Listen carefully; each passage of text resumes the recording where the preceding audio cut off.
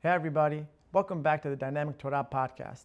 This was episode 12, and in the episode, my father first started out with re-emphasizing the point that the internal strife that Am Yisrael went through during the time of the first Beit HaMikdash and during the time of the second Beit HaMikdash was ultimately what led to our downfall and the exile that we have been facing since then. Then we moved into discussing Parashat VaEtchanan and all the fundamentals within the parasha, whether it is addressing Shema Israel, which is in this week's parasha, whether it is addressing the Aseh Diberot, whether it is addressing the core tenets and ideas of Jewish identity. This parasha really has it all, and we do our best at showing it and unpacking it and demonstrating to you how much value there is in this week's parasha. So, for everyone who continues to watch, thank you. Please like and subscribe if you haven't already, and share with anyone who might find this content beneficial. And with that, enjoy this episode. Episode 12. After the special episode on Tisha B'Av, you mentioned before that you wanted to address one point from the prior podcast. So what was the clarification? I just wanted to clarify so there's an understanding. Nothing happens overnight. History does not happen overnight. The consequences of our decisions on a national scale in particular unfold in the course of time.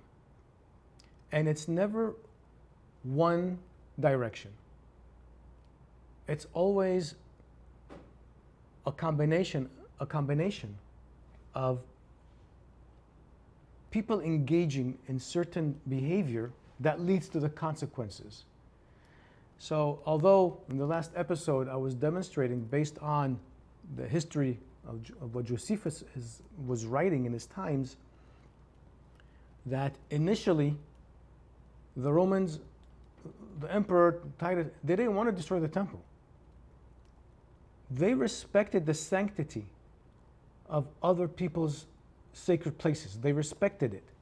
All pagans did. Okay? What led to the whole destruction, eventually, really, it began with internal fighting.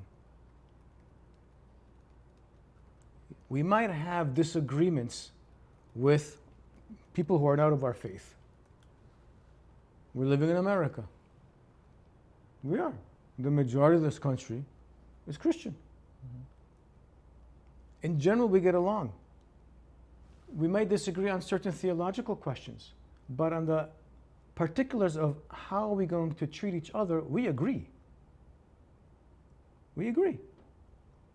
Hence, it's peaceful to live here. It's harmonious to live here. We're not living in constant fear, unless you go to certain neighborhoods that the laws of the jungle rule. Mm-hmm. Now, even though we might disagree definitely on the theological aspects between us and Christians, we're still cordial with each other. We're fine with each other. Because Christianity did evolve. It's not the Christianity of medieval times. It's not. Okay? And if, however, we Jewish people start to do things that are offensive to the non-Jewish population, when it comes to their theology, for example, as well as when it comes to how we treat each other, let's not think that God is going to protect us. We don't have a force field around us. We don't. The consequences of our actions, we're going to have to deal with them. We're accountable for that. So if we mistreat others, it's going to come right back at us. And guess what? And way worse. Why? Because they have the upper hand. This is their land. This is their territory. It's not ours. We're here, again, as visitors. At the end of the day, our homeland is the land of Israel. There is something called Kiddush Hashem in Hillul Hashem. There really is. It's very clear. How am I going to sanctify God's name and how am I going to desecrate God's name boils down to really Basic. How am I going to treat other human beings? That's what it's about. It has nothing to do with a devotion of being in a synagogue or studying Torah or putting on tefillin all day. That is not Kiddush Hashem. That has nothing to do with it. Kiddush Hashem and Hillul Hashem boils down to whether or not I was kind, proper, respectful to another human being, or I was cruel, immoral, and a total despicable person towards another human being. That is the bottom line. It's nothing to do with what kippah you wear. It has nothing to do with what garb you wear, nothing to do with the beards people have. That has nothing to do with it. All that is superficial nonsense. Total superficial nonsense. That doesn't represent anything. Garbs don't represent anything. They really don't. Your behavior is what counts. And that is exactly what the Torah keeps emphasizing on. It's not strictly your so-called belief. It's your knowledge of God. The word, by the way, nowhere in the Torah does it say to believe in God. It doesn't say ta'aminu b'Adonai. It says v'ya'aminu b'Adonai Moshe avdo. The Jewish people trusted in God and they trusted in Moshe's word. But there's no mitzvah to believe in Adonai. It says the mitzvah is to know Adonai. How am I going to know Adonai? How do you behave? Therefore, I'll know if you know Adonai or not. That's how you assess a person. And really, if it's all about behaviors, it's all about decision making, it's all about what type of a society are we going to have? Ultimately, is this going to be a society that's based on sanctity or it's based on perversion? The Torah is so clear about this. Nothing spiritual. Nothing in the heavens. Lo b'shamayim hi. The Torah is not in heavens. It's here. It's on planet Earth. It only deals with olam hazeh. The Torah is only dealing with this world. And this world, in particular, is about human behavior. What's corruption at the end of the day, if not the mistreatment of others? What's corruption?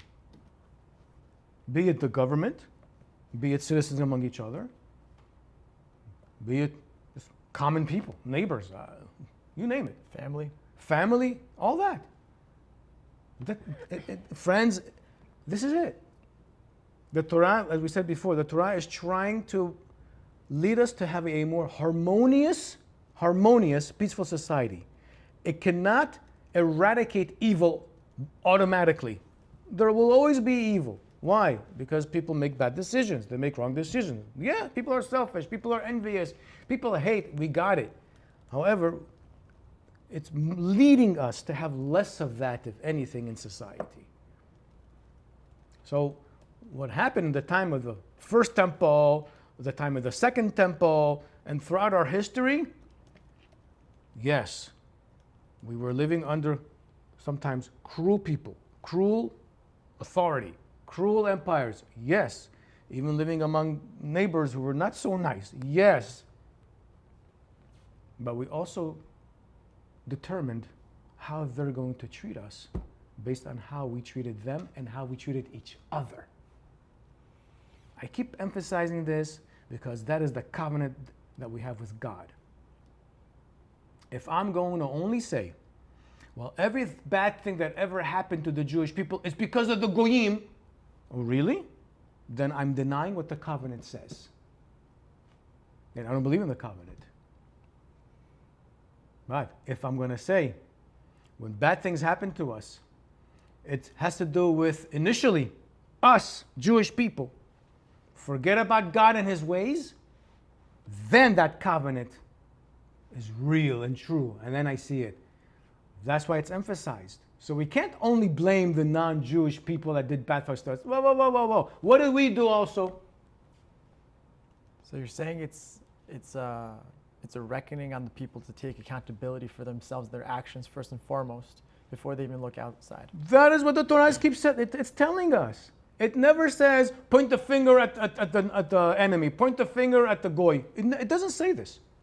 If anything, Just like it says in the covenant that we have with God, that all the good, all the abundance that comes to you, right, and peace and harmony in the land of Israel, God is the one who is providing this for you, right? He says that. The same thing when it says when we're going to violate the covenant and misbehave, God says, I'm going to send somebody to destroy you. Aha! It says it clear. Yishalach Adonai goyim. You know, he's going to send a nation from a faraway land to come and pay retribution to what you're doing. So the Torah does say this. I know that I keep emphasizing on these podcasts, I think at every one, covenant. You know why? Because unfortunately, very, very, very few rabbis and teachers and people who give classes, when they speak of the Torah, very rarely do you ever hear them saying, this is the covenant that we have with God. It's a covenant, it's an agreement. They say the Torah. Oh, what is it? Once we understand that we have obligations and responsibilities because we accepted upon ourselves from 3,400 years ago, and it's perpetual, guess what? God also has obligations, according to the covenant, to fulfill. It's bilateral. It's both. We want to be treated nicely. Make sure you treat others nicely. Because in general, really in general, that's how it works. If we're going to take advantage of people, get ready that we're going to be taken advantage of too. And it happened throughout the course of our history. We were not perfect citizens or even residents of the countries that we lived in. We were not. Very often, sometimes, we were not good to the non-Jew. We have to say this. Why? In order for us not to repeat these mistakes. We took advantage of systems. We took advantage of the naiveness, of the innocence of the host country. Yes, we did. Learn history, you'll know it. That's the problem. Jewish people in general don't know the history. They know very shallow. In the schools in general, we're always taught how great the Jews were and how bad the non-Jews were. Well, really? Hold on a second. Stop. When it comes to sociology, it's a two-way street. It's a mirror. Relationships are mirrors. If you want to be treated in a certain way, you make sure you treat others in that way. You want people to respect you, you respect. It'll come back to you. In kind. Now, there might be some idiot jerk. Don't relate to that person. But if we're talking about in general, you'll get it back. You will. This is so important because I see it today in certain places where there are Jewish communities that we're giving the wrong impression. In general, I have to say our community gives a very good impression. They really do. Thanks to Rabbi Davis, who emphasized derech eretz and behavior is first and foremost in our community. And that still stuck and stays, and credit to him. Absolutely. The same thing with Chacham Tzion Levi alav hashalom in Panama. He always said, don't you ever mistreat and take advantage of the non-Jew in Panama. He didn't allow it. He says, you behave. Okay. But in some communities, unfortunately, it's only about us. Us. What are we going to take advantage of now? Excuse me? What is that? How selfish is that? Where did you get this in the Torah? To be selfish, where? Right. We don't have that. Okay? So, in Israel, now, with this whole balagan, with the draft, the rabbinic leadership, what are you doing? The stuff that they're saying about the soldiers, including the observant soldiers, the ones who keep Torah and mitzvot, that are also going, they're bashing, putting them down. What type of horrible leadership. Rabbinic? That's not rabbinic. That's despicable. Despicable. It's selfish. With blackmailing the government, so they can get more money. This is wrong. It's wrong. And it's only going to lead to disaster. We just wait. Yeah, because unfortunately, because they know better, right? The rabbinic leadership always knows better. You can't even question them. Within these circles of these Haredim people, it's sacrilege to even disagree or question what their rabbi says. What is that? It's another pope at the end of the day. It's not even Moshe Rabbenu. Moshe Rabbenu is always questioned. His feet are always put to the fire, even by God. But you question Muhammad? Chop your head off. This is not Judaism. This is not the Torah. This is not halachic Judaism. It's not who we are. They took the example of how they became in their system, not from the Torah. People can figure out on their own where they took it from. It does not come from the Torah. The Torah is an open dialogue. The Talmud is an open dialogue. Halacha is an open dialogue. No one has a monopoly on the Torah. Nobody. Not even God. Why? Because we have a covenant. We have a covenant with Him. He can't usurp the covenant, just like we can. So no one, not one person has a monopoly on the Torah. Not only that, the Supreme Court of the Jewish people doesn't have a monopoly on the Torah. Because ultimately, when the Supreme Court wants to pass a ruling, it's in our hands to accept it or not. We got 6 to 9 months whether we accept it or not. If we don't accept it, it was never a ruling in the first. It was never a ruling in the first place. So guess what? The Torah belongs to the nation. So there's no real monopoly. But to say there's one grand rabbi, whoever it is, however you want to market him, with all the different titles that you want to stick, every time every other year they add another adjective to it. Wow. And the fools, the lightheaded, the weak-minded. Look. Look what? This is wrong. How dare you say he's wrong? One second. But this is wrong. This does not fit within the tenets of Judaism. It doesn't fit with our principles, with our fundamentals. It doesn't even fit with the Tanakh. It doesn't fit. Where are you getting this from? But you can't. How dare you say that? How he cannot be wrong? He cannot be wrong. Why, he's God now? Well, God is acting through him. Hey now, we got another faith. Thank you. Sorry that I'm going off on a tangent, but it's important because if anything, this is what Tisha B'Av should be about. Really, this is what Tisha B'Av should be about. That we're losing our scruples, not realizing that how we are treating each other, be it in Israel and be it outside of Israel. We're giving a wrong impression of who we are. A wrong impression of who we are.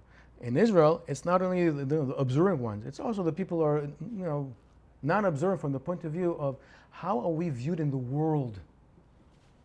We don't look good. Yes, the media in general is against us. But at the same time, can we stop the inner fighting? Because guess what? They're always picking on those things to show, you see how they are? Exactly in the time of the Romans. We are not the Romans are not the ones who defiled the temple. We first did it.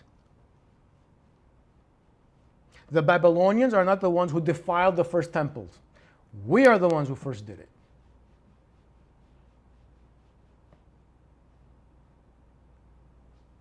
We did it. Let's take blame and accountability so we don't profane ourselves. We should always try to adhere to sanctity. And sanctity is what the Torah says sanctity is what Halacha says sanctity when it comes to our treatment with one another. That is sanctity, not things that are nonsensical, not things that are extreme, not things that are like, ew, what is that? Okay? So I just wanted to make that point. I mentioned to you that to remind me of a story that I had with my gym buddy. Yeah. Yes, you did. So I have a very good friend. We're gym friends. Beyond that, a line.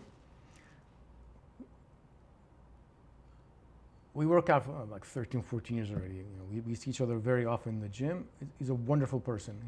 He has biblical value. He's not Jewish, but I mean, his family is Italian, so very important. Family is important.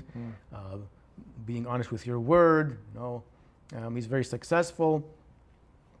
His mind is very straight. Okay, so we really get along when it comes to talking about different things and all that. So this was funny because a few weeks ago he goes to me, "How was your week and what'd you do?" I go, "Nothing really. I just I had my kids over for lunch on Saturday and we had a nice lunch." He looks at me weird. He goes, "What do you mean?" I go, "Yeah, all my kids and my grandkids also, they came. We had lunch." He goes, "How did you have lunch?" I go, "Well, we had food and we ate." He goes to me, "No, you don't understand." I go, "What? What don't I understand?" "How did you make food? You can't cook. You can't do anything." This was so funny. I said, all right. I go to him, "Well, it's food that we prepare on Friday, during the day, afternoon, before sunset, whatever it is. And, we heat it up." He goes, "How can you heat it up? You can't use an oven." I go, "No, well, but the oven is programmed before. There's a mode called a Shabbat mode that we put it at a certain temperature, and then we can reheat the food." He goes, "You can reheat food, but you can't cook the food, but you can't touch the oven, but you are touching the oven, and you can't do this." I go to him, "I understand." He goes, "If you would tell this to anybody here, they think you're crazy." I go to him, "You're probably right." Okay? "Probably you're right." I go to him, "But we had a very nice lunch." Yeah. Let's put it that way. He goes, "I don't understand this." He goes, "But I will give you guys credit." I go, "What?" He goes, "I realize that because you're devoted to things that you cannot do, it teaches you a very strong discipline. Your system, it teaches you how to be very disciplined, just in general." I go to him, "Exactly." I go, "Exactly. It could have been something completely different. It didn't have to be an oven. It didn't have to be necessarily cooking. It doesn't matter. But the fact is that we have restrictions on certain things in our lives daily, as well as on our sacred days. It teaches us discipline in order for us to carry it also in other things in our lives that the Torah doesn't tell us to be necessarily disciplined or restrictive. We're careful." He goes, "That I respect."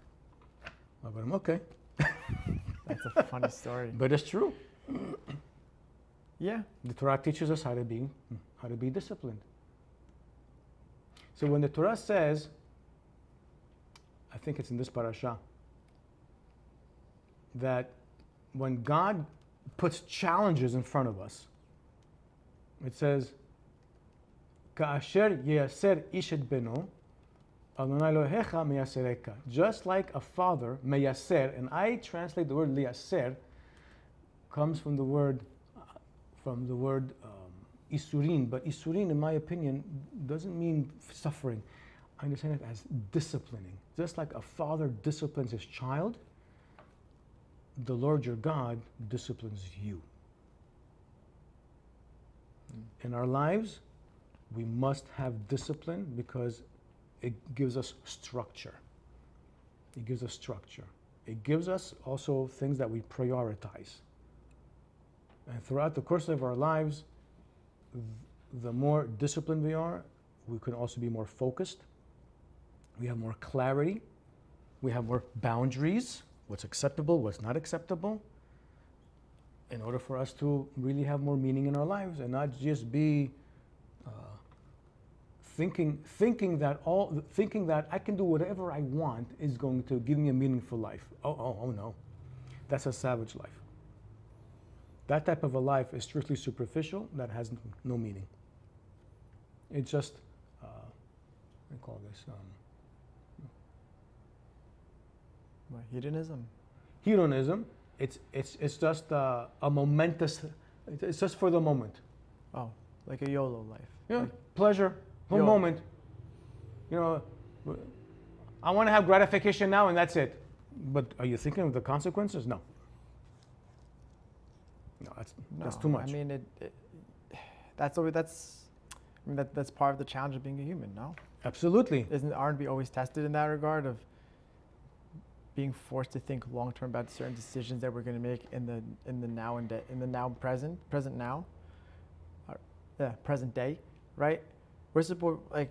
Yeah, I think Jordan Peterson has this idea. Jordan Peterson has this idea that it's important not just to think about yourself or maybe your future self, but he talks about the future in multiple versions of yourself, right? So he says that you have to understand that the ramifications of the decisions that you make are going to have an impact on those future versions of you in the long run.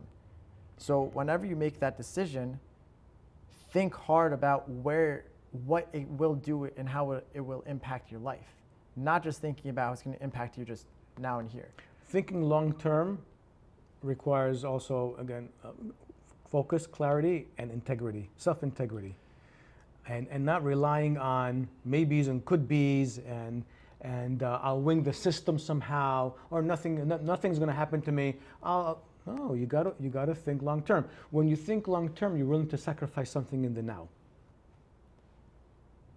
You're willing to sacrifice something in the now. Yeah, there's always a trade-off, right? That, of course. That's the key. Yeah, and Thomas Sowell makes this point, and I heard it from, I forget who, but Thomas Sowell makes this point in one of his books, is that with every decision that you're going to make, especially when it comes to economics or even regular decision making in your life, there's always a trade-off somewhere. You may not see it immediately. No, it's down the road. You may see it down the road, or flip, you might see it now, and then you don't have to deal with it later on. So it's always about trying to position yourself in a way where you mitigate and minimize the negative or harsh consequences that may come with any sort of decision that you make. By you saying this, it's exactly what the Parasha is going to talk about. Ooh, like Baruch Shekivanti. No, really, it's exactly that. Moshe is telling us these mitzvot that we accepted upon ourselves, the results you're going to see down the road. You might not have good answers or good explanations why you're doing them now. You might not see so much value of them now per se, because again, it's a way of life. It goes against our nature in general, these mitzvot. But he says, down the road, ba'aretz, in the land that God is going to take you there, you'll be able to form a society that's going to be unique. As long as you stick to the covenant, as long as you stick to the agreement to fulfill God's will. Which is, again, the blessing. Perfection, no. More wholesomeness, I like the word. A more wholesome society. So perfection, should you even strive for perfection? It doesn't exist. So then when people say, you're striving to what then? You're striving towards, when you say wholesomeness, okay, what is wholesomeness versus perfection? Because one might equate them. A wholesome human, a wholesome person, is a person who is fulfilled with the decisions that they make that are beneficial. Are there going to be bumps? Are there going to be mistakes? Are there going to be failures? Of course there are. And we should learn from those things at the same time. That's part of being wholesome. Part of being a wholesome person is realizing my mistake, what I learned from it. Let me do it differently, let me do it better. Let me definitely not repeat it. Ideally, right? And as much as possible, make decisions using our reason, our judgment, clarity, less emotions. In general, and really I say that in general, decisions that are based on emotions and feelings and impulsive are usually wrong, mistakes, and it leads to disaster, leads to bad things. Okay. So strictly impulsive. That's like 100% impulsive. No, even emotions. Or emotion, 100%. Okay, so meaning to say that emotions are first and then let's say No. emotions, pure impulse, right? If my emotions are going to cloud my judgment, even, no good. But I use some judgment, yeah, but you cloud it with your emotions. You basically prioritize your emotions thinking that they were beneficial for you over your judgment. Okay, so the reason why I'm pushing on this is because we have to recognize we're made of that logic and we're deeply emotional We're more. beings. We're more emotional We're more beings emotional than logic. So with every decision that we're making, emotions will always play a factor in it, right? So we're going to minimize them. So you have to minimize them, or in other words, make your judgment or your logic the framework or the precedent, and then any sort of emotions that are underlying, that just might bolster the decision that you're making, but you already have a clear reason for the decision that you do. As long as we use our reason to subjugate our emotions, Okay. we're good. So, okay. As long as we give our Yetzer HaTov, our good inclination, which is our reason and logic, power over our Yetzer Hara, our impulsive nature, our emotional nature, we're good. Right. Because the common denominator there is that there's a Yetzer. And Right. Yeah. So I mean, and We have inclination. Right, the inclination. There's the famous debate in the Talmud of between the Chachamim, I forget where, and I can pull it up afterwards. Of the Chachamim debating, is the Yetzer something good or bad, right? Is it all good? Is it all bad? And some make the argument that no, the Yetzer is bad because it makes you do immoral things and you're just chasing your hedonistic pleasures. And then other makes the argument, no, but it's the drive that you have in order to go and build something. Or How do you use it? Right. We need to use our Yetzer Hara controlled by our Yetzer HaTov. So, yes, I want to have money. Yeah, I want money. I want a nice car. I want a nice house. I want to go on a nice vacation. No problem. Now, all that really is materialistic. Right. How am I going to achieve that?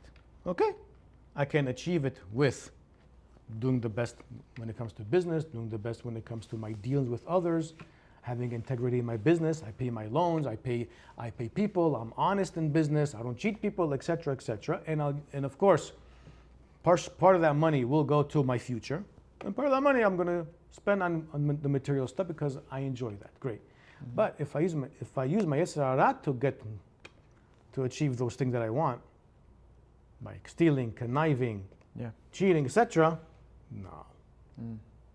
The same thing when it comes to the Yetzer Hara, when it comes to our sexuality. Right. I can use it for reproductive purposes to have children when I'm married, right? Or you can use it in a way that loose, go ahead. With anyone, who cares? No. It's an inclination. The same thing with food. We have that inclination. Now we understand why the Torah has these restrictions, this discipline. And the discipline that the Torah is bringing us, it's using our good inclination, our reason, our judgment with clarity to be able to hone our evil inclination, our impulsive inclination, and to control it to the best of our ability. Sometimes we screw up. Yeah, we mess up. Many people in the Torah, in the Tanakh, they messed up. They allowed their evil inclination, their physical impulse, to override, or actually to completely throw out the reason and logic and judgment. Right? That's why we need those restrictions. In order for us to be more balanced. Not perfect, balanced. So in this week's parasha, there are many, many fundamentals. We have fundamentals that have to do with the covenant that God gave us. Moshe reiterates the proposal. He reiterates the Aseret HaDibrot, the Decalogue, that God gave the 10 declarations, and the people heard it through Moshe. a fundamental that has to do with the Shema Israel, that there's only one Lord, one God. Fundamental that has to do with no other nation has ever claimed that a God spoke to them on a collective basis.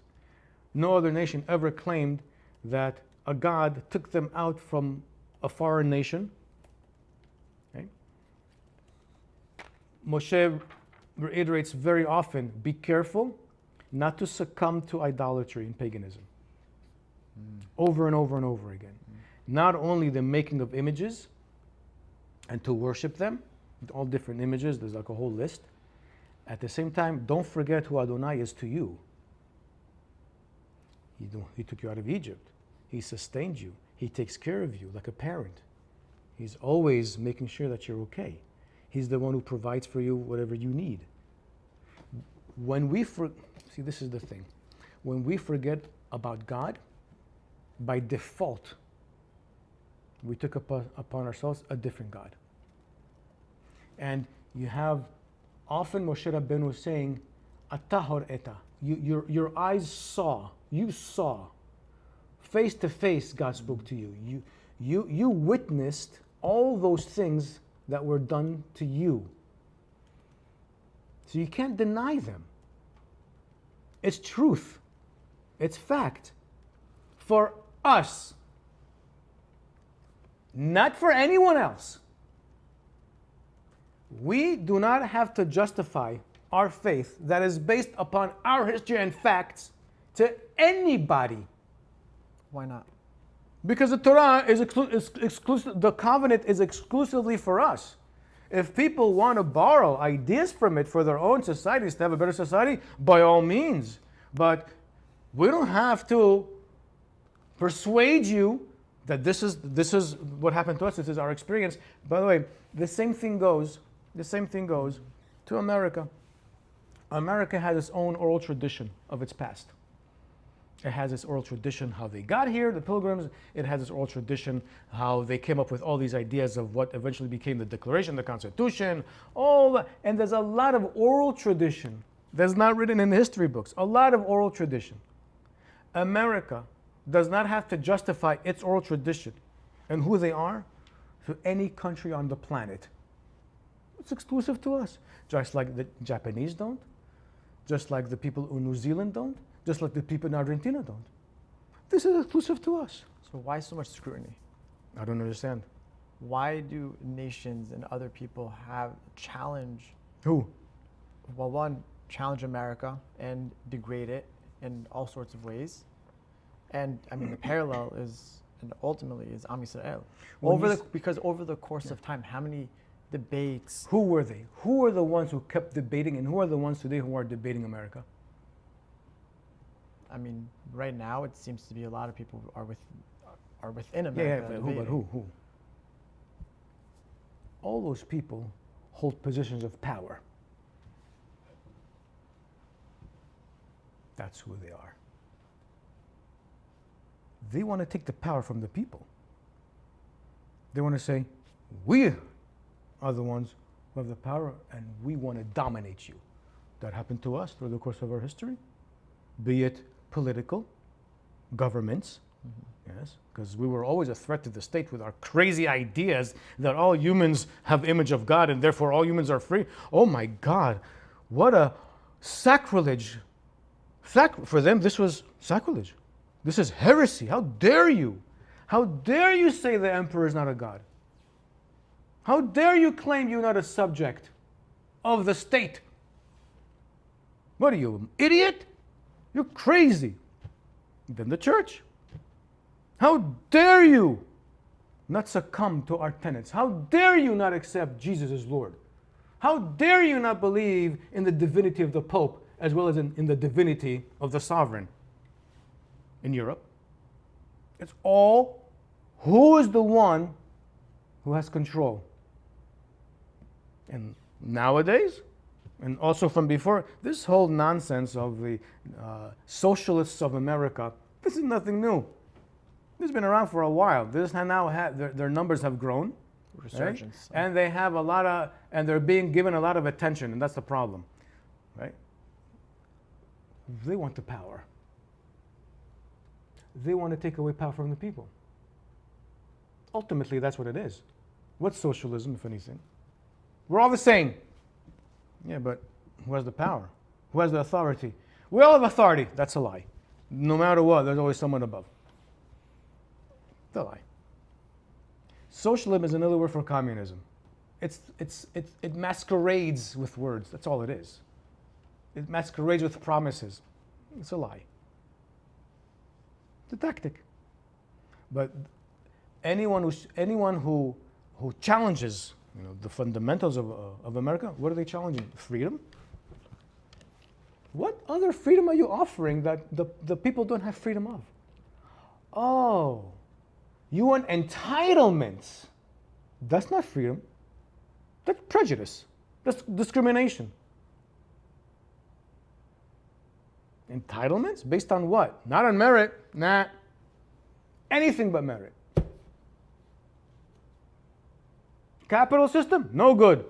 Free enterprise? No good. Why? Because you got to work. You got to put in your dues to achieve. Oh, it's not going to come to me easy and free? Oh no. Oh no. I want it for free. I want everything for free. And who controls all the free stuff? A power. They determine who gets what. It's all about power and control. Nothing has changed when it comes to the greed of power.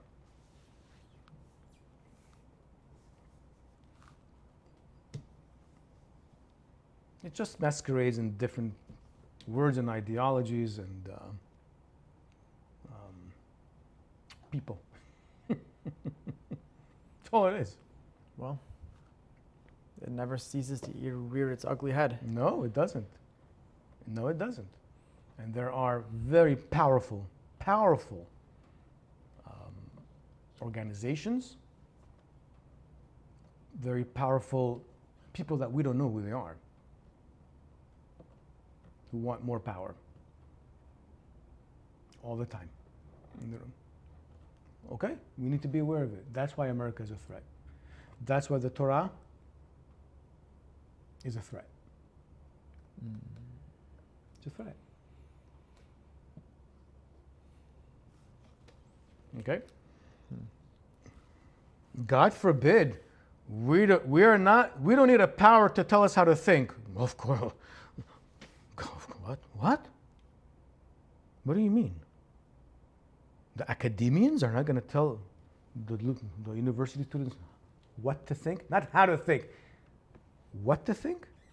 Who indoctrinates all these college students on campuses, if not their professors? It's not from their homes. It's not even the media. Most young people don't read news. Who? Academian. That's education? That's not wisdom. You're not teaching them how to think. That's a threat. Those who are in power and those who want to control never ever educate people how to think. They want to keep them semi-literate, but making them think they know everything, just like the academians. Pseudo-intellectual. Yeah. This is something that the church did for a millennia and a half. They kept the people total ignorant. That's how you control them. That's how you control. It's so easy to control people who are ignorant. So going back to the point of having to, when you're saying that we don't need to justify who we are or our covenant or our oral tradition to anybody. No. You got your oral tradition, we got ours. You got your faith, we got our faith. That is, by the way, one of the tactics of Sephardic Jews, that when we lived in Muslim countries, we knew who the Muslims were very, very well, because we lived with them even before they were Muslims, when they were pagans. Okay? We lived with them, we knew them. Very similar cultures from the point of view of mannerisms, of respect, a lot of things that it jives because it's Semitic. It's different than Europe. It really is different. Okay? How is it, even though that the Arabs really are very violent in general, They're primitive. Their mannerism, again, they're primitive. Right? They have a lot of things that are, not derech eretz from the point of view of things that bother them. They start to go a little off violent. How is it that we Jews were able to live there for so long without having the horrors of what happened to European Jewry? Here and there, fine, little clash here and there, fine. Two things. We knew who to bribe. We always made sure that the ruler of the city, the governor of the city, the police of the city, whatever it is, we took care of them. We took care of them. Gifts, good. Okay, no problem. We bought our protection. Yeah, we had to. And number two, we always had this understanding with the Muslim. We say, Dini, dini, udinak, dinak. My law is my law. Your law is your law. Let's not discuss. And now let's play shesh besh. Let's have a coffee together. Let's watch a game. And that's it. Let's keep those things separate. We're not going to touch those things. That is how we were able to live in those countries for centuries on end without having pogroms and Holocaust and genocide, etc. that happened in Europe, unfortunately. We knew how to tame them.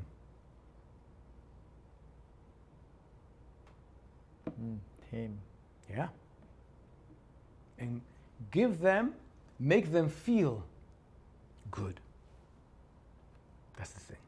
Make them feel good. Make them feel respected. Make them feel, I like you, you're important, you're a good person. Show gratitude. Why? We're strangers living in their lands. They're the host. They are allowing us to live there and make a living. The least we can do is show them respect and gratitude. And let's keep things separate. We know who we are. We know. Right? You guys. So we were able to live this way. Did we always, keep an eye over our shoulder? Yeah, we had to, because things sometimes could happen, right? Mm-hmm. But in general, things were calm. Things were calm, right? So I think when it comes to who we are as a people, we need to know very well who we are. We should always strengthen our identity with the fundamentals of what the Torah tells us what those fundamentals are. And this parasha, it emphasizes on so many important fundamentals that this is who we are, this is our identity. I can share that with you. I don't have to persuade you anything. I don't have to. For the same reason, a friend of mine, or even someone who I don't really know, doesn't have to believe the story of my life. Nor am I obligated to persuade as much as I can what happened throughout the course of my life. They can either say, okay, great, I believe you, or I don't believe you. Conversation, it's over, that's it. And vice versa. Mm-hmm. The same thing with the story of who we are. Now, can we see what the results are? When this covenant is applied, let's see what those results are. And based on the results, we can determine, this is beneficial and truthful or not. Then it's a different conversation. If you choose to. But again, you don't have to believe in this. This doesn't belong to you. The Constitution is only for Americans. It doesn't belong to anyone outside the borders of America. The same thing, Canada. The rule of Canada, the fundamentals of Canada, have nothing to do with America. That's who they are. That's their own nationhood. Totally fine. That's my attitude when it comes to this. It sounds very, what's the word, libertarian, right? Because you do you, I do me. From the point of view of our faith, yes. But from the point of view of how we're going to treat each other, that has to be universal. It's not only about me, it's not only about you, it's about us. There needs to be some common ground there. There has to be. Right. And the Torah does a beautiful job how do you say, cementing that common ground Right. from its inception, not only within our society, but others as well. That's why the Torah, I say, the Torah is both exclusive to the Jewish people, but it's also universal for others of how we'll be able to conduct ourselves and live in harmony. Right. It's an easy manual also to pick up and give to anyone, just to read and just go through and. The most coherent book with structure and meaning and value on a personal scale that is going to make that person start to contemplate why they exist is the Torah. When it comes to the Hebrew of the Torah, when you compare the Hebrew of the Torah in comparison with all the other books that we have in Nevi'im, Ketuvim, this is the simplest Hebrew. This is the most basic Hebrew. On purpose. This is God's word. God does not want his word ever to be distorted. Well, He doesn't want. What people do with it is a different story because whatever. Because they think because I'm going to reiterate what God wants. No, he tells you how to behave. He tells you what to do. Well, I'll do that with 80% of the people, but 20% I'm going to treat them like, Untermensches, like garbage. No, sorry, that doesn't go that way. Okay? So when it comes to the Hebrew of the Torah, it's the most basic Hebrew that anybody who knows Hebrew really can understand it. The same thing with the different translations. Any language that you speak, if you're reading the Torah in that language, it's easy to understand it. You don't even need commentaries. As long as that translation expands on words, obviously, and it makes it coherent. Yeah. Right? That is unique because it doesn't want to confuse people of what God's word is. Really, and not only this, if you look at the Decalogue, at the Aseret Dibrot, the 10 declarations, you just read through it. It's the clearest paragraphs in the whole Chumash. Clear cut, concise, very precise. No question.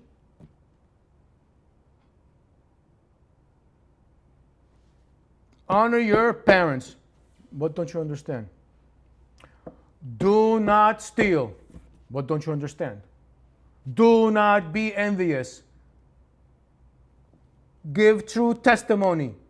Basically, keep your word. Do not use God's name in vain, which basically means desecrating God, behaving immoral. Observe the Sabbath day of rest. What don't you understand? Right. And meaning to say that in terms of just extracting meaning and values from it, it is so basic and clear. On purpose. Right. Because that's the first time and the only time that God addressed directly a population. On purpose, it was given that way. So there is no ambiguity at all. And it was given in the singular, not in the plural even. The language is singular even, on purpose. This way, every person who reads it as an individual says, I have value because God is speaking directly to me, not even collectively, but directly to me. I am important in God's eyes if I follow this. That's how I become important. God says, this is important to me. We humans should say, then we want to be important in God's eyes. How?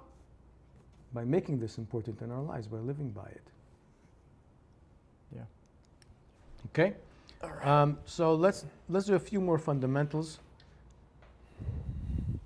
If we look at chapter 5 in Devarim, Moshe calls again the people,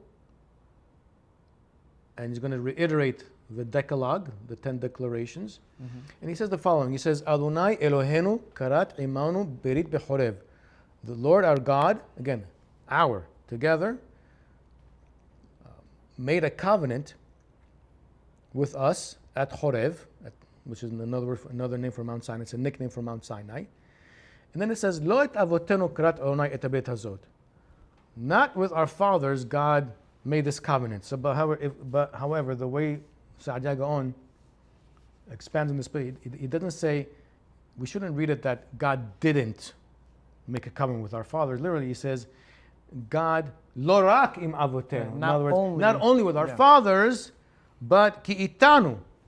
But with us, look what it says. Anachnu, us, ele po. All of us that are here, hayom, today, kulanu hayim. All of us who are alive. As long as we are alive, we have the opportunity of being in the covenant with God. The Torah and the mitzvot only function on planet Earth and nowhere else. So, as long as we are alive, as long as we are breathing, we can fulfill God's will. We can be part of this agreement with God. What's interesting is this. I thought about this. No matter what, as long as there are humans, there are different relationships. Okay. And every relationship depends on how important or less important it is. The criterias of how the relationship is going to work are understood. It could be husband, wife. It can be parents, children. It could be siblings. It could be friends. It can be uncles, aunts, cousins. It could be acquaintances. It can be business. Or it can be colleagues and on. It's like different circles. And the more important the relationship, the more dangerous and difficult it is to maintain. By important, you mean what? Because I can view my business relationships more important than my friend relationships, and my friend relationships more important than my relationship with my parents, and my parents' relationship more important than my relationship with my kids. Mm-hmm. So what do you mean by important? Do you mean what? Loyalty. Okay. So what you mean is that like family. Yeah. So family being the most loyal circle but that it's more than family. With. Okay. The most person that you need to be most loyal to in your life is your wife, because you're married. Okay. That's the top loyalty. Second is your parents. Mm-hmm. No, once you have children, then your parents. And again, it changes. It changes over time. It's all relative as what's happening within your life. Mm-hmm. However, the more loyal that relationship requires you to be, the more difficult and scary or dangerous that it could collapse. We need to be very careful. Yeah. Which is very interesting. It's fascinating. I think, in other words, it's that in those relationships, the stakes are much higher. Yes. Now, since that's the case, that among us humans we have relationships, what is the Torah with God if not the relationship of how we're able to maintain good relationships with others as well? Mm-hmm. The Torah defines also those other relationships that we have. So what do you say in reordering it now? Relationship with God? I don't know if it's below or to the side equivalent. Relationship with spouse, kids, parents, etc. It's not that it's above. It's the center. The Torah is the center that you're going to draw lines from in order to define those relationships, as well as what does it mean to be loyal in the first place. So if I am able to be loyal to the covenant with God, to a deity that I don't see, I can't prove a God. I can't prove that there's a God. You can't prove God. God does not have a footprint or a hand somewhere, right? Mm. But if we're able to have that type of relationship with God, which teaches us loyalty, and it's a loyalty that is thousands of years old, that we still hold on to, that is the criteria of how my loyalty needs to be with those other relationships at the same time also. defines those relationships better. It should, if anything. Because how does the Torah tell me how to treat my wife, how to treat my parents, how to treat my children, how to treat my friends, how to treat my business? Sure. It's the value system predicated to predicate your relationships upon. Yeah. That's what you mean. As well as humans in general. Right. So this is, again, it's fascinating. Right. It's fascinating, really. So it's like the more that we relate to the covenant itself, the more we're then able to relate and deepen the relationships with those around us. And I think it's also the fact that when you screw up in those relationships, because it's inevitable, it's not as scary. Why? Well, because you've built a loyalty with and a camaraderie and a trust with your significant other based on certain principles and tenets that you guys have agreed upon. All that is nice. At the same time, why shouldn't it be scary for me to be in a covenant with God when I mess up? Well, because God also says He's El Rachum Hanun. Because He gives us recourse to do Teshuvah. teshuvah. That's why. So you're saying that just as The same way, when we are in relationship with each other, we should have always in the back of our minds, the person might do something that offend me or upsets me. Let me have in the back of my mind that this person can do teshuvah. Yeah, It's challenging. certainly. What's interesting is that it's not challenging for God, but it's challenging for us. Isn't that amazing? Because God has no ego.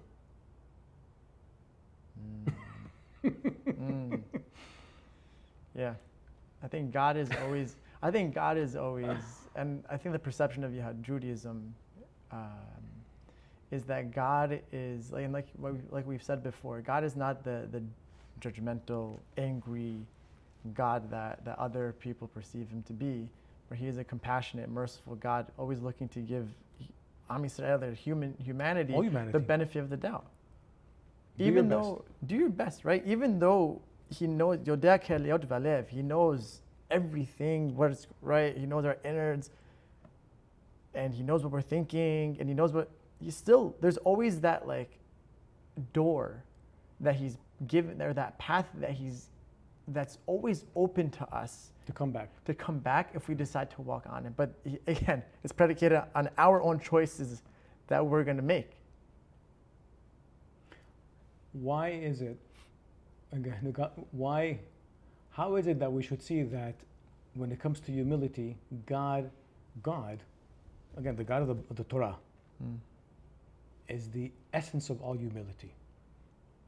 Even though He's all-powerful, He's all-knowing, He is the master of all, He's Melech, He's the king. Why is it that still God is the epitome of humility? You can't see Him. He doesn't stand out anywhere. He's hidden. He's hidden. His presence is hidden. Now, of course, we know He exists, but I can't tell you here. I can see His intelligence manifesting in creation.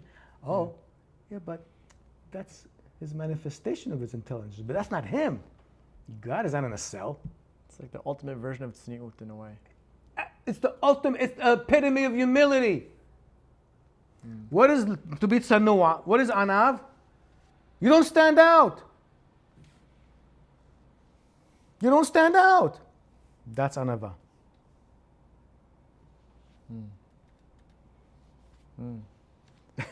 So the bond being that Moshe Rabbenu emphasizing to Am Yisrael and Sa'ad Yagon in his interpretation is that God didn't start this relationship only with your ancestors, but He started with every one of you that are standing here today, and eventually in Parashat Nitzavim He reaffirms that as well, and then He's reaffirming it to future generations too. Yeah. So it's not required that God needs to reveal Himself again, another revelation, national revelation, every generation. No. You're in. You're in. This is it. As long here, anachnu Ele po hayom kulanu hayim. Us, ele po, all of us who are here today, kulanu hayim. In other words, why does Moshe Rabbenu even have to say kulanu hayim? Isn't it obvious that they're all alive? Right. It's because in Judaism, hayim, life, is not about age. It's not about, I have oxygen. No, it's about the quality of life. If you are part of the covenant with God, okay, you feel alive, you feel dynamic. I am part of God's creation against all the odds in nature. There should not be any life on earth. Mathematically, zero chance. Mathematically. This is mathematicians who say this. It's impossible. It doesn't make sense that there is life. So when Moshe is saying this, view it as, look how valuable you are to God as creation, and look how valuable you are to God that He wants you to be part of His covenant. Not because God said so. I heard a podcast recently, like a 5-minute podcast of something that has to do with the problem in conservative Judaism and how it's really unfortunately they're disappearing. And it has to do with the educational system. And it was a conversation between a person that was an Orthodox person and a conservative rabbi. Oh, I saw this with Shabbos Kestenbaum on PragerU. It was an interview with Rabbi David Wolpe. Rabbi David Wolpe, I think that's what it was very good. It's very, in other words, it's very revealing as to what's happening in America. It's a big problem. Yeah. And one of the things that he's saying, the conservative rabbi, he seems to be very honest. Very, very honest. Yeah. Saying that, unfortunately, if you're going to tell people, if you're going to educate the youth, as well as others, about keeping the mitzvot by saying, because God said so, they're not interested. Yeah. Why? Why are we supposed to do this? What's the benefit of it? Give me some background, give me some context, give me some history. That's fine. That's what needs to be done. The way I always teach when it comes to mitzvot, when it comes to the Torah, I always tell them, don't you ever say because God said so. It's because God and the Jewish people agreed so. That's the difference. Because God said so is tyrannical. That resembles more of Catholicism. That resembles more of a religion. No.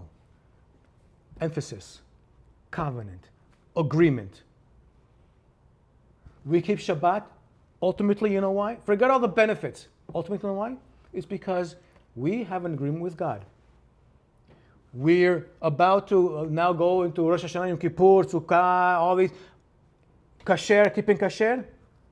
Whatever benefits you want to think, bottom line is because my nation, my people, have an agreement with God that is how we are going to conduct ourselves when it comes to our diet. These are our sacred days. And what does it mean to be sacred on those days is things we can and cannot do, or else there is no sanctity anymore. It becomes hunky-dory. That is how it needs to be presented and taught. Yeah. Never because God said so. When God said so. Right. It's like the pillar upon which the entire foundation of Judaism lies on, and for people to, I guess, put the frame and for their perspective is Jews made an agreement with God, and therefore I am going to observe the mitzvot and the laws, and then I'm going to find the meaning in Why? it. In other words, Right? Why is it that the Jewish people and God agreed to this? Beautiful. Yeah. We should strive to gain more understanding and more clarity as what is the beauty of us to do the mitzvot, Right. Not blindly. But the bottom line, really, the bottom line is because we have an agreement with God, and we said this is how we're going to structure our nation, Right. and our state. And I think that's what's happened with conservative and Reformed Judaism, right? Ultimately, Reformed Judaism No mitzvot. Right? They took it as the mitzvot don't make any sense, therefore we don't need to keep it. They're right? antiquated. They're antiquated and therefore They're they not don't, useful anymore. Right, We don't there's need no them relevance. With all due respect to Reform Judaism, they basically took the same premise as the church. Yeah. What did the church, Fine. what did they say? No, mitzvot no more. Hence it's old. We don't need the mitzvot anymore. You just have to have a belief in the person and you have salvation. But what about them? No more mitzvot. The same thing with Reform Judaism, unfortunately. That's what They happened. took that road, and that's how come, unfortunately, their communities are not growing. Right. The conservative synagogues are not growing. They're empty. Right. Conservative synagogues, It's very sad. they eventually adopted that model Correct. in the 20th. And that was a mistake. Yeah. It was a mistake. Right. And the only communities that are growing are the ones who are keeping Torah mitzvot. They're bustling everywhere. Yeah. It's true. Ultimately, Jewish identity has to stem from the Torah and the mitzvot. There is no Jewish identity outside the Torah. There isn't. It's not a feel-good. No. When you say, I'm a Yehudi, I'm Jewish, by definition, the Torah says what that means. Fine. Okay. So on that point, because then you'll say, one will say, oh, shiv impan la Torah. That has to Meaning do with to say, meaning the principle of it, the core of it, meaning to say that, the way that I understand Judaism is X, and because it's based on the Torah, and I'm going to take this you want to interpretation, understand this rabbi to say X, Y, that and Z. applies. Sorry, stop. That totally applies strictly to the narratives. You want to understand different things about Abraham and Sarah? Go ahead. Who cares? What difference does it make? What's Midrashim, if not made up narratives trying to figure out what else was going on in their lives? Great, supplement. But when it comes to law, there are no 70 faces to law. There are no 70 opinions when it comes to the law. There's a ruling, there's a final ruling. Prior to the ruling, debate it as much as you want. The same thing with Congress. The same thing with Congress. The same thing with the interpretation of the Supreme Court of the Constitution. Go ahead, debate as much as you want. But once they make that ruling, that is the law of the land. The same thing with, well, that's interpretation. The same thing when it comes to Congress. They'll debate a year, who knows, as much as they want. 70, 150 different opinions. Go ahead. But ultimately, once the vote is done, there's legislation, that is the law. And then it's totally irrelevant what any constitutional lawyer or any federal or state or municipality lawyer has to say about the ruling. It doesn't matter if you agree with it or not. It doesn't matter if you wanted to look at it from a different angle. Whoop-de-doo. Write that in a nice law journal. Who cares? But that is the law now. Okay. That is the difference. So then on elements of faith, let's say. Yes. Because Jewish identity also is comprised of the faith elements. And knowing how there are many different streams of faith and how one understands Jewish faith will affect their identity. Give me an as well. example. An example. Okay, so some will find that the stream of Harambam and the Geonim, that is, and their understanding of Jewish faith. I want a concrete example of a faith, of a tenet in Judaism. Go ahead. Okay. Want a concrete example of a tenet in Judaism? That there's conflict. Here, there's a tenet in Judaism here where it says here, Anochi Adonai Elohecha. I am the Lord your God who took you out of Egypt from the house of slaves. That is a mitzvah. Great. Okay. What? Adonai Eloheinu, here, Adonai Eloheinu, Adonai Echad. And and understanding how God interacts with the universe. Because I think there's some Jews or some groups of Jews that believe that God is inherent in everything. Right? Good. So if we say that God is one, how do you then understand that God is one? What's the metaphor? The metaphor is that you have a candle, right? I've heard of this metaphor before. You have a candle. There's one candle, right? But from the candle, you're taking the essence and you're infusing it into other things. So the way that you take a candle and then you put the plastic flame onto other things, it's as if God's essence is in those other things as well. So therefore, everything has God, an element or a piece of God in it, and that does not contradict with Adonai Eloheinu, Adonai Echad. It does. You know why? Because Adonai Echad is a mitzvah. Defined by law. What does that mean? If certain people don't like that definition of that mitzvah, that's a different story. It's the same thing like certain people don't like the definition of how they keep kasher or how they keep Shabbat. However, since Adonai Echad is a mitzvah, it's defined what that means and what it does not mean. So in this week's parasha, we have the first paragraph of the Shema. Shema Yisrael, Adonai Echad. Right? Adonai is one. Great. What does that mean? Right. Good. By definition, humans, we don't understand what that means because there's no such thing as an absolute one in this universe. Doesn't exist. I challenge my students whenever I teach the Shema. I challenge them. Give me an example of the absolute one in this universe. They say, "Oh, I'm me, you." I'll go, "There's 8 billion of humans." Sorry, it doesn't exist. Well, there's one Earth, but the Earth is a planet. There's trillions of planets. Give me more. The sun is a star, trillions of stars. Go on, more. Go ahead. One universe. Yeah, but this universe is composed of infinite amount of things in it, and atoms. The hydrogen atom. There's, again, infinite amount of hydrogen. There's no such thing as one in this universe. We live in a pluralistic universe. Everything in our universe is plural. There is no such thing as one. There's no one thing, one singularity that's a complete one. So what we're saying that Adonai is Echad, we're basically saying that his uniqueness is incomparable to anything in this universe, even though we don't know what we're talking about even. Leading us to say that this God that we worship has that unique element in it. So therefore, we're not going to worship any other thing, but other people say that are their gods. Not only this, we are not allowed to invent something that resembles this one God even. So when it comes to even the fundamentals of the belief system of Judaism, the beliefs have to do with mitzvot, loving God.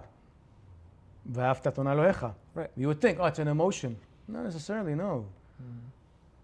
It's defined, that's a mitzvah from the Torah, from the mitzvot. How is that defined by law? That's the key. Once it's defined by law, then you can't make up your own stuff. You can't. Okay. So now, one of the points that you've also been making is when it comes to people's beliefs and faith and things that are out there. Not legislated by law. Okay. So That's the thing. not legislated by law. Okay. So let's say, I don't know, understanding the creation of the universe and understanding. Is there a mitzvah to understand the creation of the universe? There's mean, no mitzvah. No. But for example, like when it comes to faith or belief or value system, because like I'm trying like I'm not to get into too much, but in terms of, let's say, call it the rationalistic perspective or the Kabbalistic perspective. Oh. Right? Those are two different perspectives, and the way that they interpret the world and the universe within Judaism, and some might say maybe not within Judaism, but some form of it at least, whatever it is, but let's call it within the realms of Judaism, and they're complete opposite systems. Seems to be, yeah. Seems to be. Yeah. So when it comes to belief of that, let's say, or faith, or faith, maybe it's not faith, but when it comes to the belief system there, like, is there that compatibility with the fundamentals as well? Because if those are going to be, if the Kabbalistic perspective is going to be your fundamentals, then the way that you interpret this is going to be is going to be very different than someone who is more rationalistic, and the way the rationalist will interpret this book, right? I'm not using these terms. I'm not trying to use, but you got what I'm trying to. I know what you mean. Yeah. However, anything that's defined by law, that's law. Okay. If a person who is a rationalistic and a person who follows Kabbalistic doctrine conflict the definition of that mitzvah, they're both wrong. They're both wrong. Now, if they agree to the fundamentals of this mitzvah, and now they're going to say, I'm going to expand it more. As long as it doesn't conflict with the essence of it, go ahead. Go ahead. But you cannot conflict the essence of how the Supreme Court, when we say the Supreme Court of the Jewish people, it means the consensus of what the Jewish people agreed as this is going to be our tenets, this is going to be our fundamentals, be it from the time of Moshe and later on throughout the course of our history. And it did shape itself, by the way. It did. It took time. But once we have the finality, okay, this is our faith. Now, the truth is, yes, you have Maimonides who gives the 13 principles, right? And then you have Rabbi Yosef Albo who gives his own, 3. and then you have Abarbanel who gives his own, and Sa'ad Gaon also from before, and it's fine. But they all pretty much agree that if it's a mitzvah from the Torah, there has to be a definition of what it means. You know, here. Is there a mitzvah in the Torah for me to believe I think you know. No, you don't. The clouds, the so-called clouds of glory that traveled with the Jewish people for 40 years, that Rabbi Eliezer HaGadol says. Okay, no. I did not think of Is that a fundamental belief that I need to believe that? No. I understand it. I understand what he's alluding to. It's another allusion to say God's protection. Sure. That's it. Beautiful.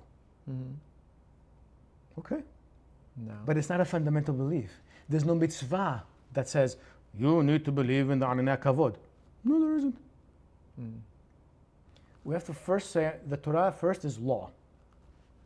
Law. And within that law, our faith is defined. That's interesting. Okay. That is where many people get it wrong. Point. It is a very key point. Yeah. Okay. And if the Torah did not define something that has to do with, per se, belief A, B, C, D, okay, fine. As long as it does not conflict the principles of what the law is. For example, is it a mitzvah, aseh, for me to believe that Adonai is the one who took us out of Egypt? That's a mitzvah from the Torah. And for me to know that. Now, I can't come and say, well, you know what? I believe that God took us out, but not from Egypt. He took us out from Zimbabwe. Hey! What difference does it make if it's Egypt or Ethiopia, or if it's Egypt and Australia? He took us out. Right. No, I'm sorry. Right. No. No, that we say no to. Okay. Now, how he took us out, one might say more rational. I'll try to understand it within how science and physics and this and that. Beautiful. I'm a Kabbalist. Something has to do with more with spiritual and this and that. Okay. You happy with that? Good for you. You happy with that? Good for you. Elu ve'elu. It is tricky. It is, because don't get me wrong. Because trying to find common ground there and then trying to level with each other. But I think the point that you made is so crucial. That, like you said, it first has to come to law. The law is that common ground first and foremost before anything else. If the law can't even be agreed upon, then everything goes. Then we have nothing. Then we have nothing holding us together. Anything goes. Yeah. Anyone can make up their own faith. Right. No, mamash, really. That's what's happened, right? If there's no criteria, there's no structure, there's no law that defines things clearly, then what the heck? Here, I'll give you an example. Here, Bill of Rights. Yeah. Okay. This was a problem because Jefferson was against having the Bill of Rights. He didn't want them enumerated. He said, it's understood that we have these rights. Because if you're going to list them, what are you doing? He said, you're confining that this is the only thing, these are the only rights. He was against it. You're limiting them. You're limiting them. Yeah. Okay? But what the other side said, it's necessary so it's clear in order so people don't trample. In order for people to say, these are my rights and you government can take it. Again, it's like a double-edged sword. Right. Right. There's the trade-off. Going back to the point of the trade-offs and the decisions and the consequences of it. Jefferson was concerned that people would then limit or self-imposing limitations on their own rights, and that's what he feared. Whereas the other side feared that people won't even know their rights at all, and then someone else could tell them what the rights are. Not someone else. The state is going to dictate those rights, and we said no. So again, it's both arguments. It's a gray area. Are excellent arguments, and we see the dangers in both arguments, but we see the benefits in both at the same time. Yeah. Now, if, for example, there was no, today we have these Bill of Rights. Yeah. Right. And now there's people who want to trample on them. Even though, what's going on over here? Right. We want to have a new constitution. What are you talking about? Then go to a territory that's outside of America and make your own constitution over there. Find an island. Get out of here. Yeah. But there is a criteria. The Torah is our criteria. Halacha is our criteria. We can't start bashing it. We can't stop cracking it, or else the whole thing is going to crumble. Now, is it true, unfortunately, that we've had different periods of time that this happened? Yes. Yes, we had, be it those that were determined to say, I'm out of here, this is all nonsense, or those who says, I don't believe in the oral law, I only believe in the written law, the Karaites and others, as well as those who say who are ultra orthodox, where it's not law anymore. You're not what are you believing anymore? You're believing in spirits now?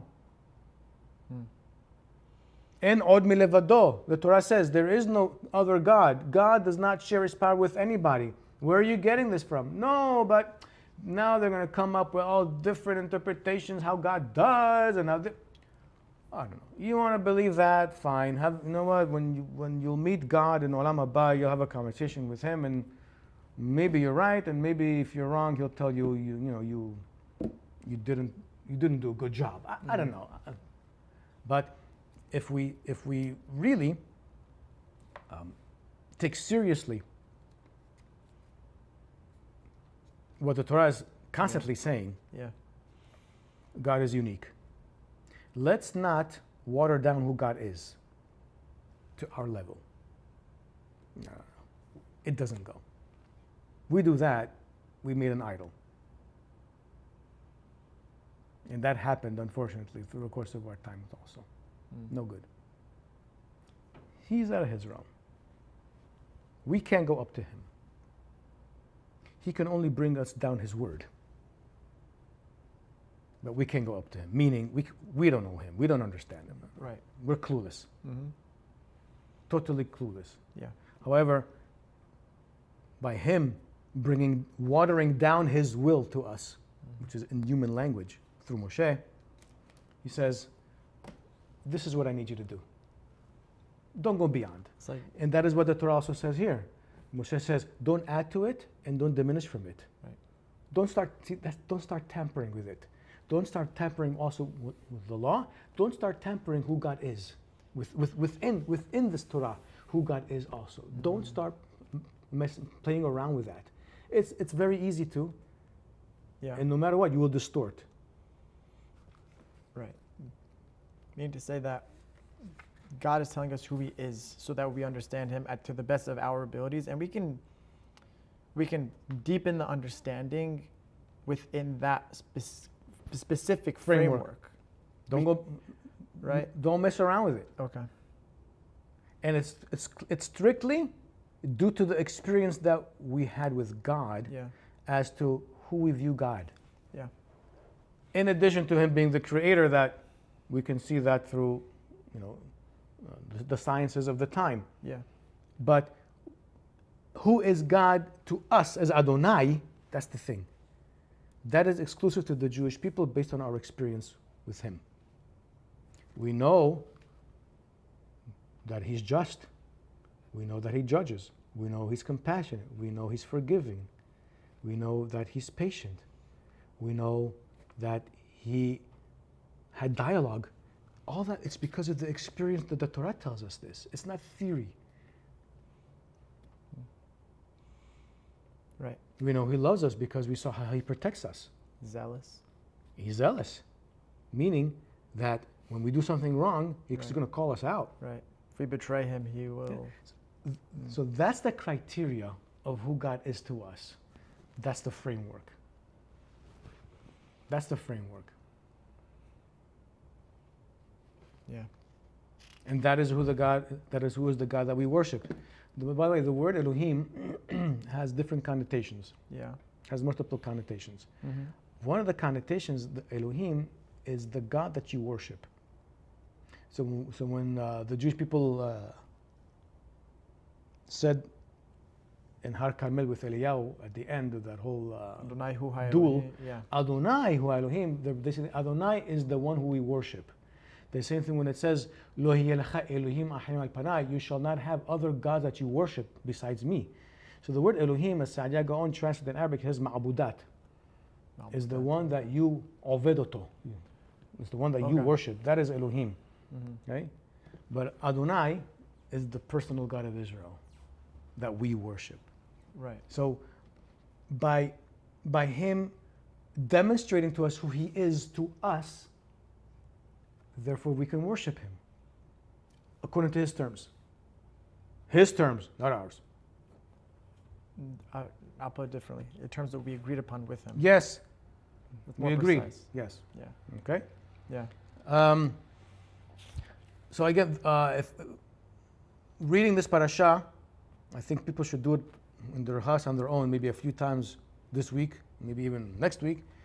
You'll really be able to gain tremendous amount of key principles and fundamentals of the identity of who we really are as a nation, as a people, and who God is to us and our relationship with him. A lot of things, what's required of us, as well as a lot of things that God did for us and he's requiring himself to continue to do it to us, which is fascinating. The whole idea of transmitting our tradition and transmitting these experiences that we had to posterity, because that's how they connect with the past in order for them to have an identity. Mm-hmm. Okay. Precautions of constantly against idolatry when they go into the land of Israel. It's fascinating. God says, Ki am kadosh ata, you are a sacred nation to Adonai your God. Sacred meaning you're distinct. Why? Becha bachar Adonai Elohecha. God chose you for you to be his unique, like treasured nation from among all the other people on the face of the earth.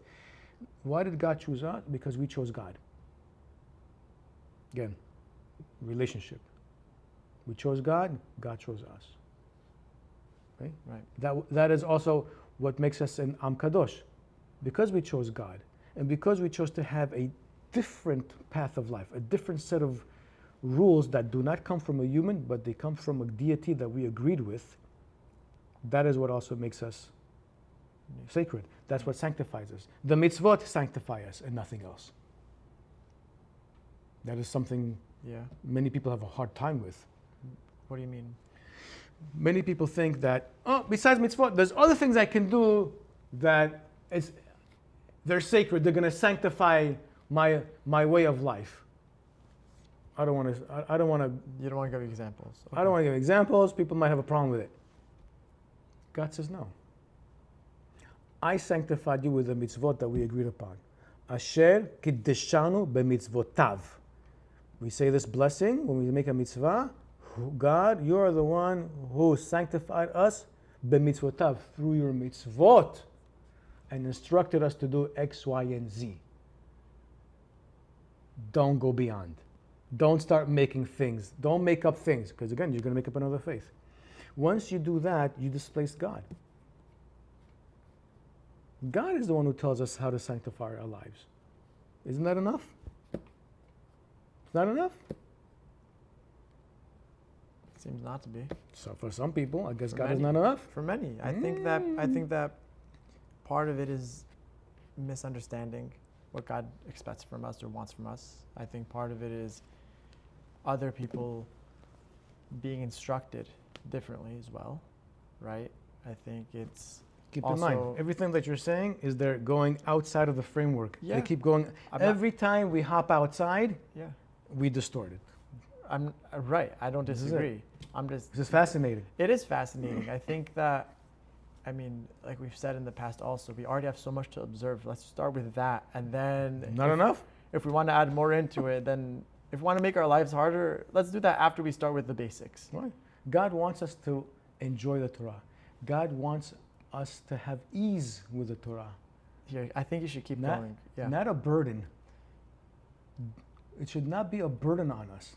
I mean, I think you should keep going with the next couple of verses because it really demonstrates that exact point. Why would God, for example, give the Torah if He so desired us and He chose us? Why would He want to? Why would we agree to make our lives so difficult and so overbearing that we can't, and overwhelming that we can't handle it? Why would God do that to us? Right? Lo meru bechem mikol ha'amim hashak Adonai bechem vayivchar bechem. Not from you being numerous did God desire you. No, you guys are the smallest of all the nations. Ki me'ahavat Adonai etchem u'mishomro et ha'shevuah asher nishba la'avotechem. God favored you. No, He God loved loves you. God It's because loves God you. loves Because you. of God's love And for He kept his promise that He made with your forefathers to take you out of the house of slaves with a strong hand from the hand of Paro, the king of Egypt. V'yadata. See again, v'yadata. V'yadata is, and you shall know, and you should know, based on that experience. Not believe. Know, ki Adonai Elohecha hu ha'Elohim. Adonai, your God, is the God that you should worship. Ha'el, Hane'eman. He is a loyal God.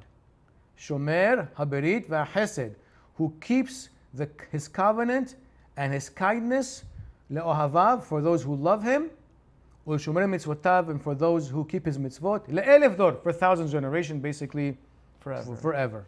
Shalem le'sone'av, el panav, and He gives retributions for those who hate Him, directly, le'ha'avido, to get rid of Him, to destroy Him. Lo ya'achel le'sone'o, el panav yeshalem lo. God is not going to delay retribution for those who hate Him. Now, to say a person, let's say, for example, keeps Torah, mitzvah, a little bit, very traditional, they don't hate God. If they would hate, no, they don't. They don't hate the Torah. They say, this is what I can do, this is the most I can do, this is what I can have, this is how I brought up. Great. But people who say the Torah is nonsense, it's all a bunch of stupidity. This God of Israel, it's a fabrication. You hate God. Another way to hate God is to be evil.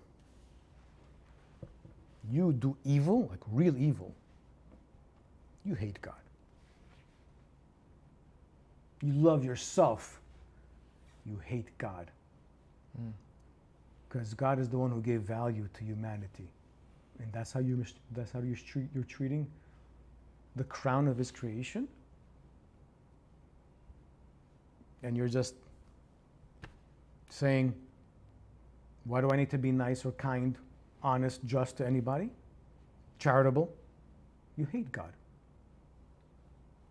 Our sages tell us, copy His ways. Yeah. You do the opposite, that's not His ways. Right. You become your own God. Again, we keep going back to this theme, is that there is no gray area when it comes to us and God. It's us only and Him only. And the relationship is the Torah. That is how we work together. That's our relationship with God, through the Torah and the mitzvot. Again, the Torah is not a system of faith. It's a system of doings and restrictions. It's a covenant. Within that, you have our faith. Right. The faith is the It's not manifestation. separated. The faith is the manifestation of the action that you perform. Yeah, that's how I know if you have faith in God or not. Right. Right. They're not two separate Lalechet things. b'drachav. You know, when Moshe says, you shall know God and walk in His ways. Mm-hmm. Of course. You shall know God, therefore you'll walk in His ways. And if you're walking in His ways, You will know you God. demonstrate that you know God. You know who God is. Because you know what He's expecting from you. Yeah. No, it's making me think. It was making me think of a different point. I'm forgetting right now. No, I'm forgetting the point I was going to say. But yeah, it's exactly that. Oh, here's the point. It's like sometimes how people want to decouple law and morality. Right? Within Judaism, law and morality are always intertwined, but not just that. Law, morality, and faith are all intertwined with each other. I say faith is what's is all. They're not independent of each other. No, they're not mutually exclusive. They not. go hand in hand. When there's no law, when you take away law, there's not going to be morality. And when you take away morality from the law is not a law itself. As well as the faith. That's one of the geniuses of the Torah, that it's all combined. Yeah. In order for us not to start making up our own thing. Right. Because very often that's what people do. It's very easy to. That's what most people do. Yeah. Right? Yeah. So, beautiful parasha. Oh, yeah. Really beautiful, very moving parasha. Tisha B'Av is in a couple of days. Tomorrow night, actually. Yes.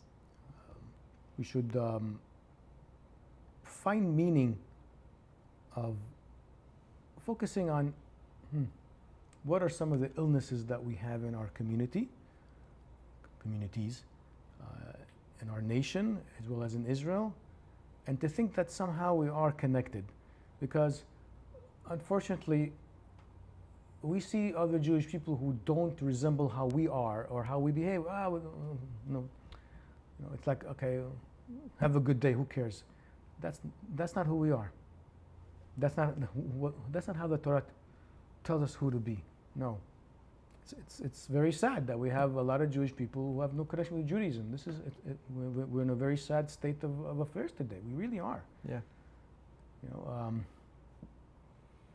Sad to say, but within the course of the next few months, Ima and me were doing some weddings. Yeah. It's sad. 3 of them.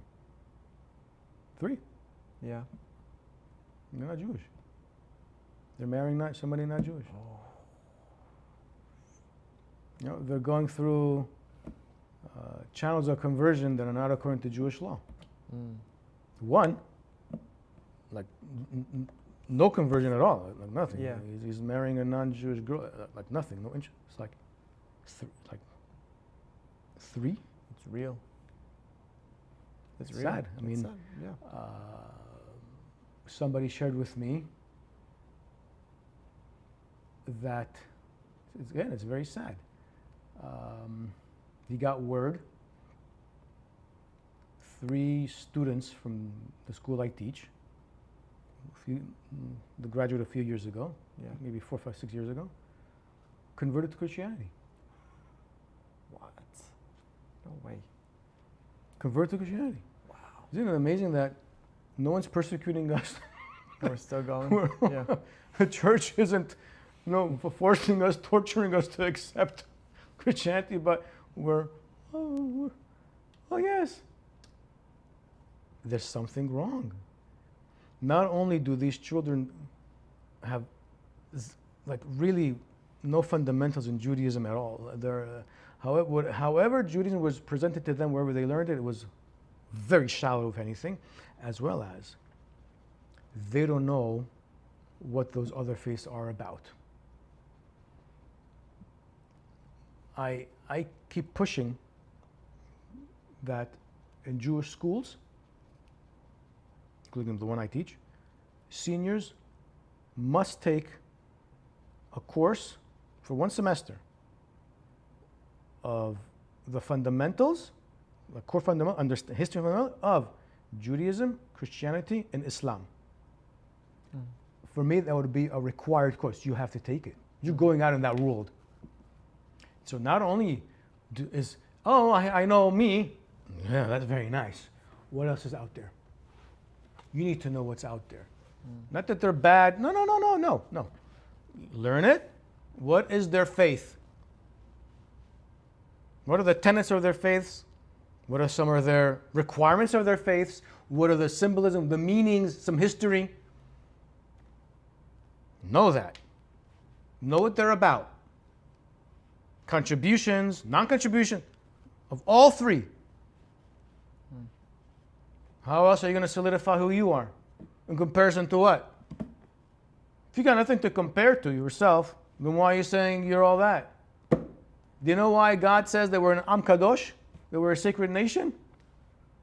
Because all the other nations chose not to be Kadosh. They didn't choose the Torah. Right. They chose not to have a covenant with God. Their rulers are their gods. Their rulers are their tyrants. They're profane. Therefore, we're Kadosh. In order for you to have something of value, you need to know what is less value. You need to compare. You have to. That's binah in Judaism, in Hebrew. Binah is lehavin is ben, between this and this and this and this. Distinction. Yeah. So. Yeah, and listen, there's a lot. I think there's a lot of messages for the Tisha B'av, and ultimately, I think one of the biggest, what we've been discussing, is finding areas of compromise and common ground in order to then build on top of it, and finding common ground, because more often than not, it's there. We just have to do a little bit we just have to search a little bit, just talk it out a little bit, and then you're able to really reasonable. Yeah. Reasonable without fear tactics. The Torah is not a book of fear. Yeah. It's unfortunately very often it's presented that way. Yeah. You don't keep Shabbat. Stop. Yeah. We have to understand that when the Torah says Yir'ah, one of the mitzvot that is Yirat Adonai. Usually it's translated fear of God. No, it's not fear. Why should we fear God if God loves us? God gave us the best of the best. He spoke to us. He's speaking to us. He gives us the mitzvot because it's letov, for your own good. We need to be afraid of Him. It's to revere God. It's reverence of God. The utmost, admiration of who God is. That's how our relationship should be with God. Not fear, terror, punishment. No. Not anxiety. No. Not the what if. No. Right. Like we were reading before, God loves us, and He cares for us, and He wants us to succeed ultimately. He gave us the Torah for that purpose at the end of the day. So I think with that, we'll call it another episode. Another session, and maybe it'll be the last Tisha B'av. Maybe, hopefully. It's up to us. It's up to us. But I think we have to be hopeful. We have to be hopeful. We have to know that, yes, amidst all the bad, the future ultimately is going to be bright. If we look at the pattern of our history, it's usually the case. So, exactly. But we need to do something about it, and not just wait and be passive for it to happen. Right. No, we need to share these ideas. Yeah. I think it's important that one of the things that we're trying to do in this podcast is really open up different pathways of how we can understand the Torah in positive, beneficial. Try it out, see if it works, see the meaning of it. Right. See the value of what it's presenting. What is Jewish law presenting? What are the principles? What are some of the narratives? The beautiful messages we can from the narratives. That way, I can say, I can relate to this. I see there's a lot of value, and this is important for me. Yeah. It might be important now, but in the long run, it's way more important. Yeah. Of how one structures their lives, especially if they're young. Yeah. And if it's presented in a way that is not threatening, is very open-minded. Anything goes. Any question goes. Let's tackle it. Right. Non-traditional. Let's try. If we can extract more information, more value for this, by all means, let's do it. If it's presented that way, more people are going to want to be part of this. Because people today people today more than ever, especially people who are youths, teenagers, but also people in their 20s, mid-30s, they're going through a major identity crisis. In general, since the Western world has become very not associating with faith, Yeah. except Islam, but you take Christianity, Catholicism, it's the least amount of people are every year is diminishing. Right. Even though there's been some resurgence, it's still It's much low. relatively speaking, it's been very low. Correct. Very, very low, unfortunately. The same thing is happening in our faith. The same thing is also happening with patriotism in many countries, unfortunately. Yeah. So people are looking for an identity.